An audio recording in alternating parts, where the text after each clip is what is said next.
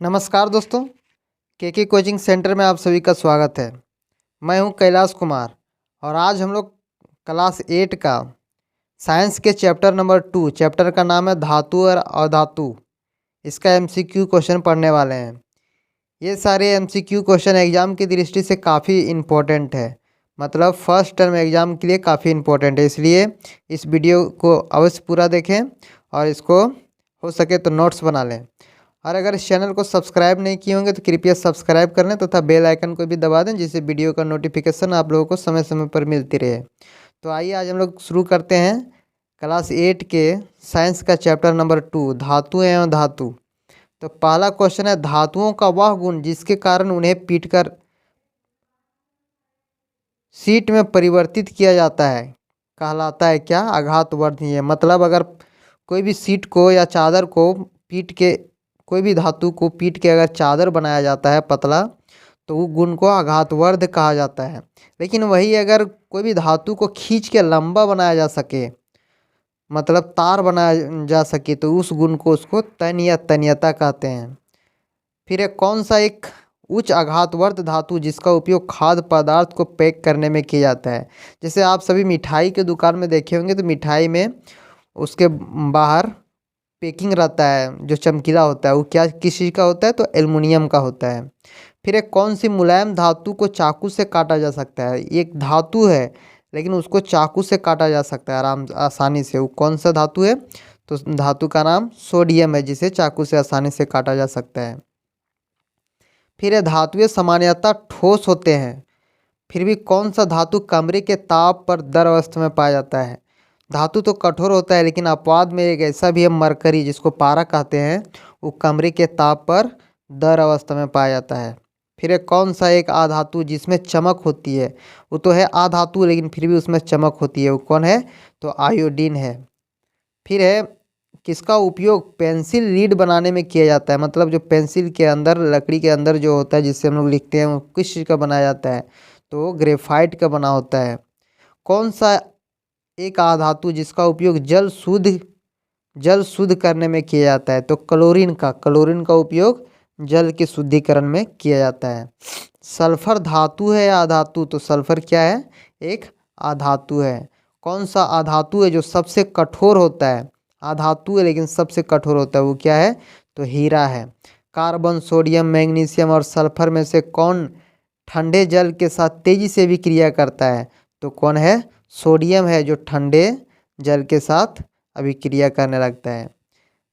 ये था आज का थ्योरी। अब हम लोग देखते हैं कुछ एमसीक्यू क्वेश्चन, जो उसमें अगर छूट गया होगा तो एमसीक्यू क्वेश्चन में हम लोग को मिल जाएगा।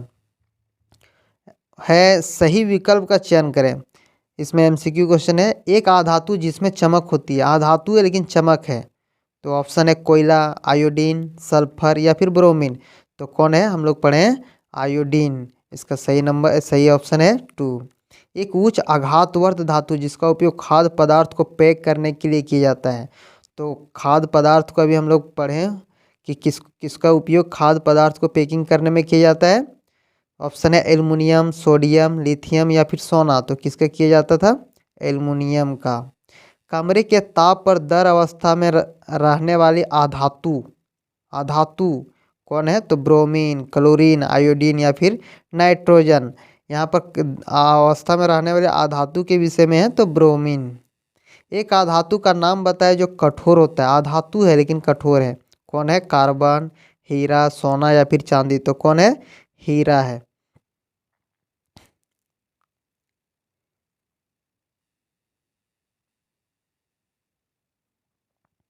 फिर ये निम्नलिखित में से कौन सा धातु नहीं है? ऑप्शन है तांबा, एल्युमिनियम, सल्फर या फिर लोहा। तो कौन है जो धातु नहीं है? तो कौन है? इसका सही ऑप्शन है सल्फर, जो धातु नहीं है। तांबा भी है, एल्युमिनियम भी है, लोहा भी है। सबसे अधिक सक्रिय आधातु है लेकिन सक्रिय है, कौन है? कार्बन, फास्फोरस, सल्फर या फिर कोई नहीं। तो कौन है? फास्फोरस है। वह कौन सा धातु है जो विद्युत का सुचालक है? आधातु है लेकिन सुचालक है। तो कौन है? ग्रेफाइट, प्लास्टिक, लकड़ी या फिर हीरा। तो कौन? ऑप्शन नंबर ए सही है, ग्रेफाइट। निम्न में कौन सा धातु है जो द्रव अवस्था में पाया जाता है? धातु है और द्रव अवस्था में पाया जाता है। तो ग्रेफाइट, पारा, लोहा या फिर तांबा, तो कौन है? पारा है। कौन सी धातु विद्युत की सबसे अच्छी चालक है? मतलब किस पर सबसे अच्छा इलेक्ट्रिसिटी प्रवाहित ऊष्मा प्रवाहित किया जा सकता है? तो चांदी, तांबा, एल्युमिनियम या फिर लोहा, तो कौन है? चांदी है, जिसको सिल्वर कहते हैं। कौन सी मुलायम धातु को चाकू से काटा जा सकता है? ऑप्शन है चांदी, पारा, सोडियम या फिर सोना। तो किसको काटा जा सकता है? सोडियम को। ऑप्शन नंबर 3 सही है। धातुओं का वह गुण जिसके कारण उन्हें पीटकर शीट में परिवर्तित किया जाता है क्या कहलाता है? चमक, कठोरता, आघातवर्धता या फिर तन्यता। तो चमक तो अलग बात है, कठोरता तो हार्ड, आघातवर्धता इसका सही ऑप्शन है। अगर तार की बात रहता तो तन्यता लगाते हैं, लेकिन यहाँ पर चादर बनाने की बात है तो आघातवर्धता होगा।